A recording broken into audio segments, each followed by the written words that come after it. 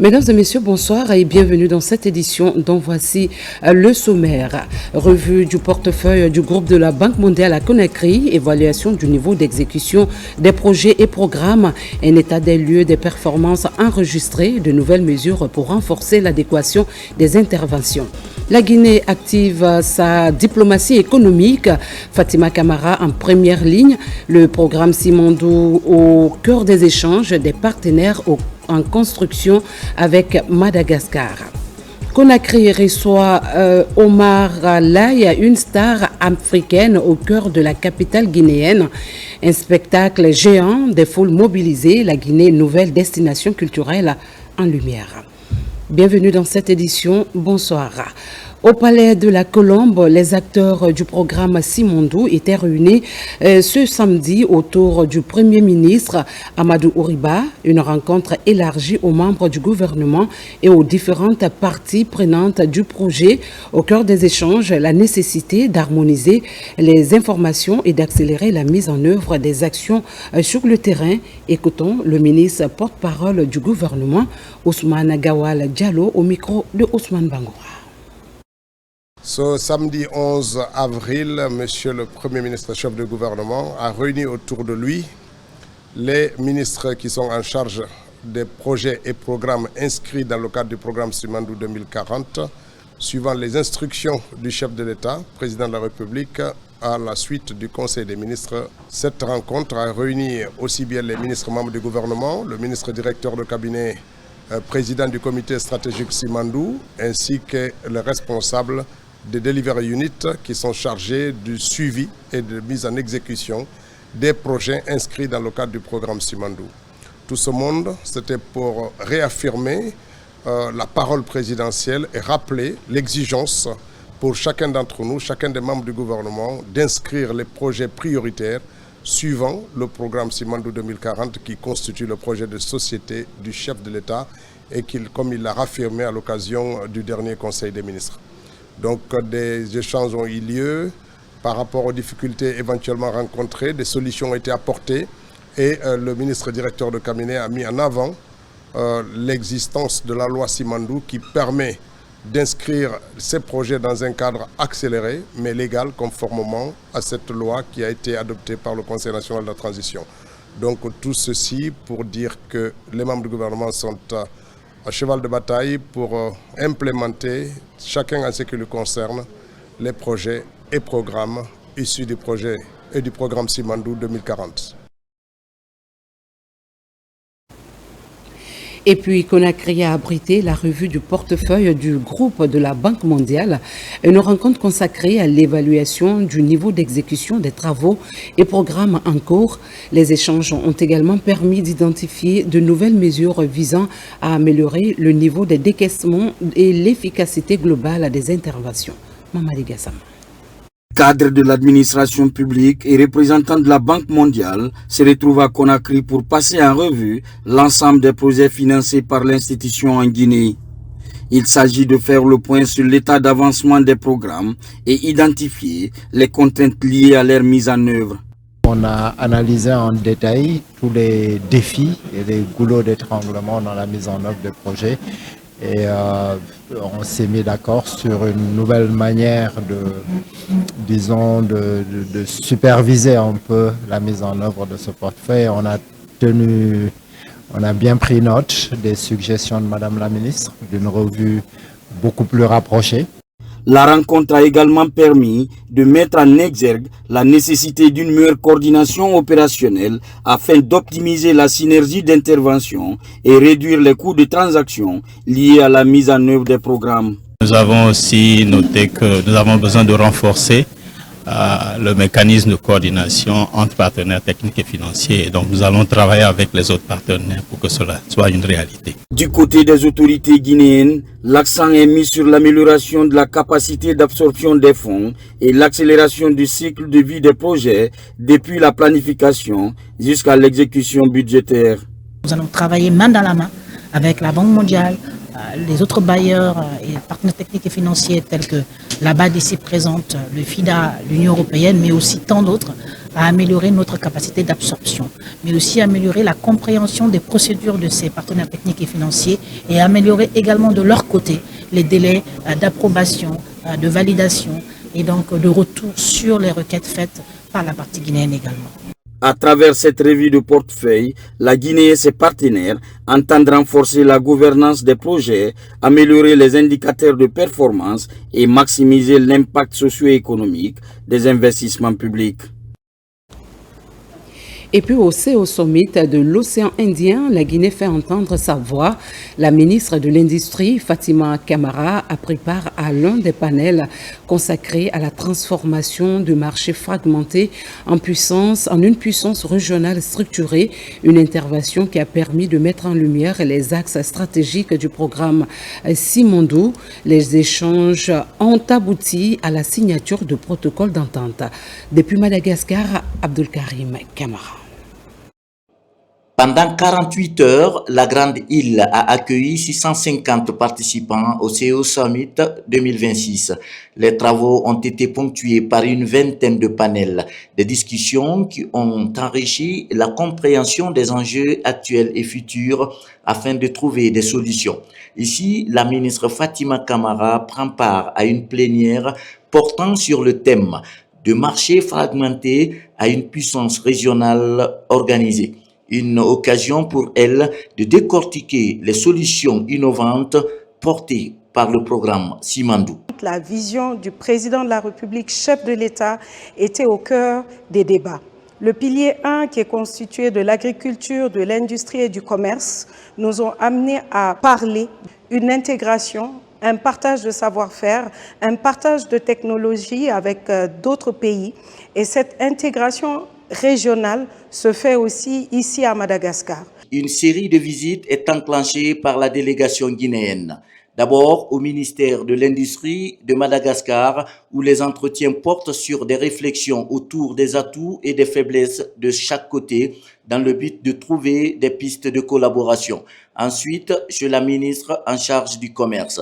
Là aussi, il ressort que la Guinée intéresse beaucoup le Madagascar et vice-versa. Nous avons vu l'implication du président malgache lors de l'ouverture.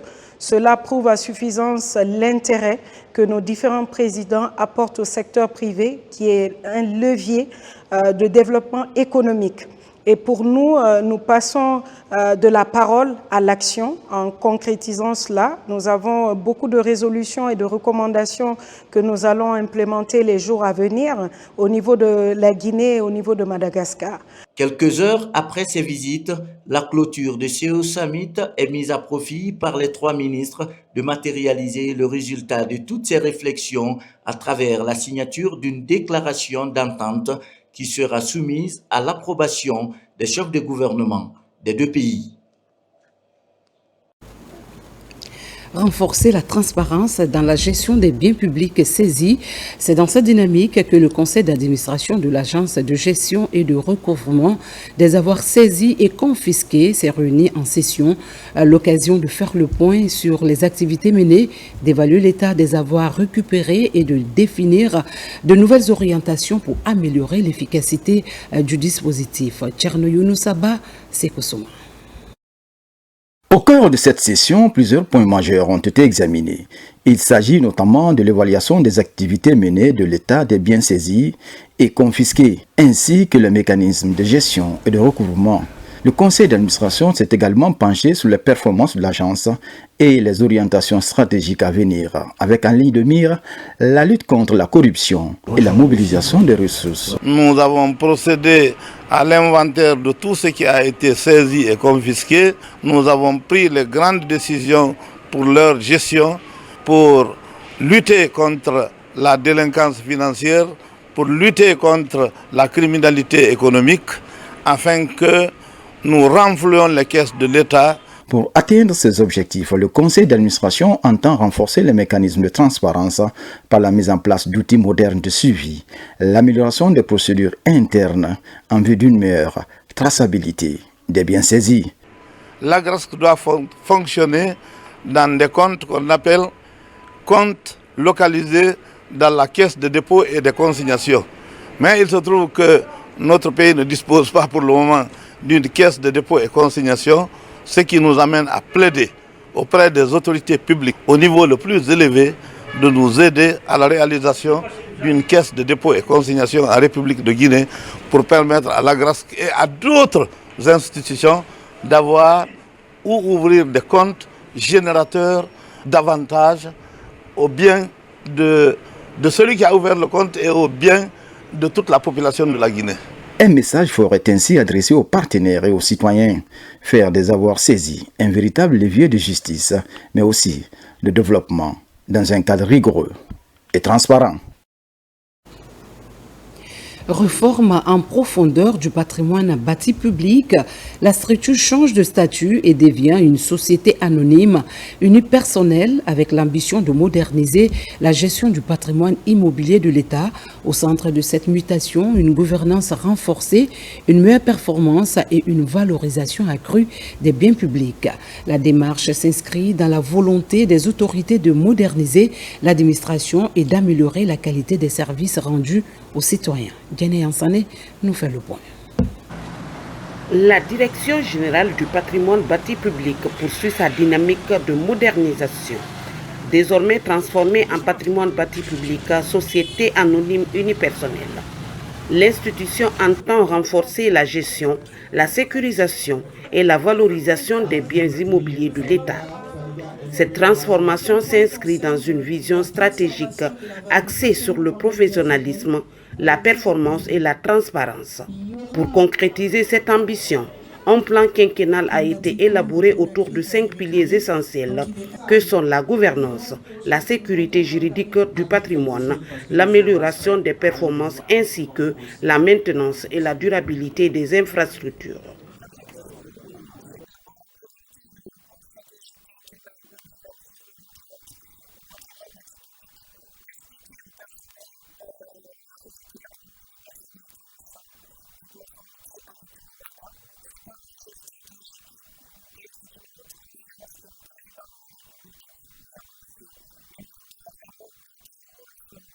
C'est dans ce contexte qu'une retraite stratégique a réuni des cadres de l'institution autour du thème « Formation, stratégie et cohésion d'équipe ». Durant 2 jours, les participants ont partagé la nouvelle vision de la structure et défini les priorités d'action pour l'année 2026.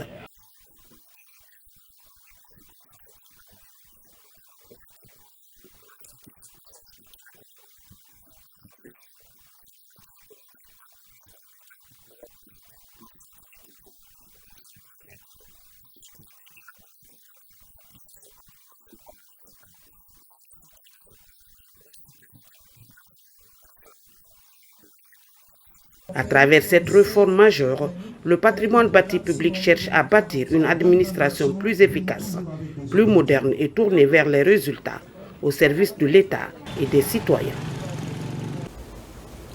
On en vient à la 5e session du conseil d'administration du CHU Donka. Les administrateurs ont exprimé leur satisfaction face à la gestion de l'établissement et aux avancées enregistrées dans le renforcement des capacités du personnel médical. Parmi les points abordés, les défis liés à l'ouverture prochaine de la maternité. Plus de détails avec notre reporter Tcherno Ousmane Diallo. Les réformes opérées au CHU Donka ces 4 dernières années ont permis de rétablir la confiance des patients et améliorer la perception du public vis-à-vis de l'hôpital national qui modernise les pratiques médicales et renforce les compétences du personnel dans des spécialités de pointe. À l'unanimité, les membres du conseil d'administration réunis à l'occasion de la 5e session ordinaire saluent l'équipe de gestion de l'hôpital pour les résultats atteints et les investissements effectués pour offrir des soins de qualité à la population. Comme vous le savez, l'objectif de la concession, c'est vraiment améliorer la qualité des soins au niveau du CHU Donka, mais aussi former le personnel, faire le transfert de l'expertise. Donc, c'est quelque chose qui est en cours. Il y a eu beaucoup de sessions de formation, de développement de nouveaux services et tout ceci, bien évidemment, contribue à la réduction substantielle des évacuations sanitaires. Le conseil d'administration a apprécié l'opérationnalisation effective de 26 services et les innovations dans les chirurgies avancées ou encore avec la création d'une unité de gériatrie. Les efforts se concentrent actuellement sur l'ouverture pleine du dernier service, la maternité. D'abord, nous avons commencé par un suivi de tous les sujets qui avaient été abordés en août 2025. Dans l'ouverture de la maternité, ça comporte un certain nombre de problèmes d'ordre financier parce qu'on ne peut pas ouvrir une maternité sans avoir une centrale d'oxygène parce que toutes les interventions obstétricales nécessitent de l'oxygène. Et aussi la formation des sages-femmes. À l'issue de la session, le conseil d'administration s'engage à poursuivre les efforts auprès des autorités pour la mobilisation des ressources indispensables à l'ouverture de la maternité pour faire découvrir une meilleure expérience dans la prise en charge des femmes enceintes et des nouveau-nés. À Conakry, 3 mois après les opérations de déguerpissement, les marchés changent peu à peu de visage. Entre travaux d'aménagement et reprise progressive des activités, les commerçants tentent de retrouver leurs repères dans un quotidien encore marqué par de nombreuses difficultés. Maimouna Bella Diallo, Mariama Seridiane, reportage. Plusieurs marchés ont été touchés par des opérations de déguerpissement dans le cadre de leur réorganisation. Aujourd'hui, nous sommes retournés sur le terrain pour constater le quotidien des acteurs. Au marché d'Anko 5, les commerçants sont relocalisés sur un site provisoire.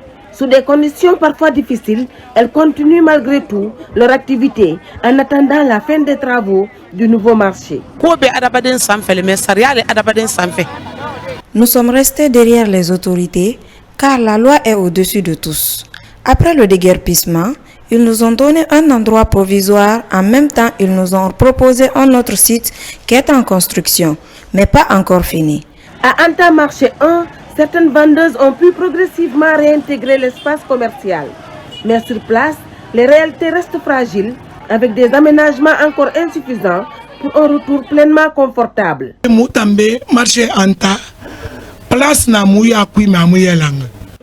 Ici à Anta, nous avons de l'espace à l'intérieur du marché, mais pas aménagé. Si les femmes sont au bord de la route, c'est parce que nous n'avons pas d'espace. Nous lançons un appel aux opérateurs économiques et l'État afin de nous aider pour l'aménagement de notre marché. Derrière les étals, les commerçantes racontent surtout des histoires de survie. Leur commerce reste souvent la seule source de revenus pour faire vivre leur famille entre charges quotidiennes et incertitudes sur l'avenir.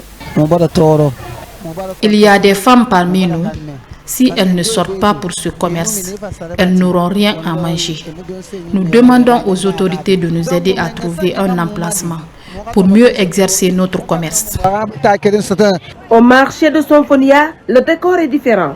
La circulation s'est améliorée depuis les déguerpissements, un changement salué par les usagers de la route, même si les souvenirs de l'ancien désordre restent présents dans les esprits. Actuellement, à Sonfonia, la circulation est libre. Nous sommes contents.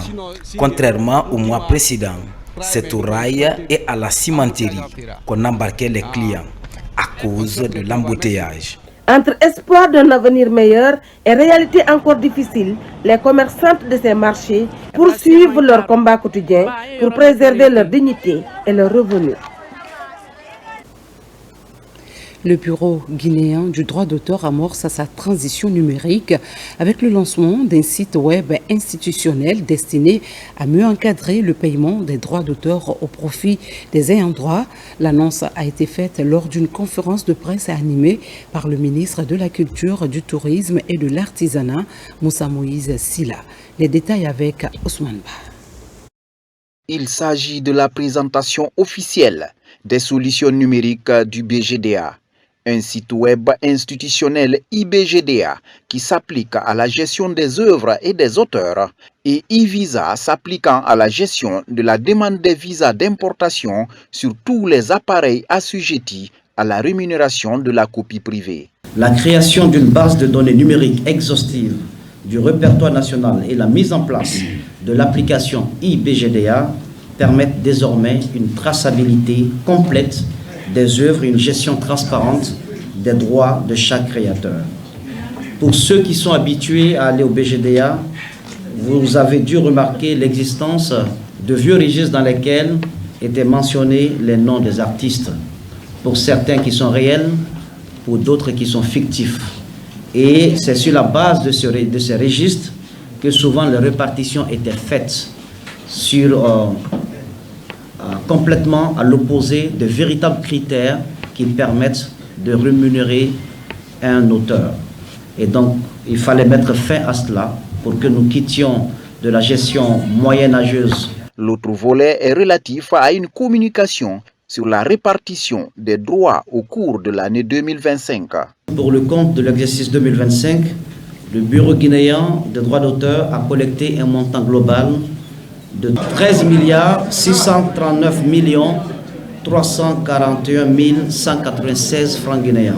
7 autres catégories de droits seront payées pour la toute première fois aux créateurs guinéens par le BGDA depuis l'existence du BGDA. Avec cette application, les artistes n'auront plus besoin de se déplacer, par exemple de l'intérieur du pays vers Conakry. C'est difficile pour un bureau de traiter des informations d'un artiste qui est à Zérekouré.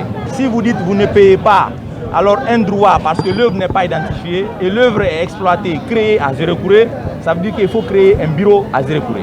Alors la facilité la plus simple, c'était de mettre à la disposition des créateurs cette application.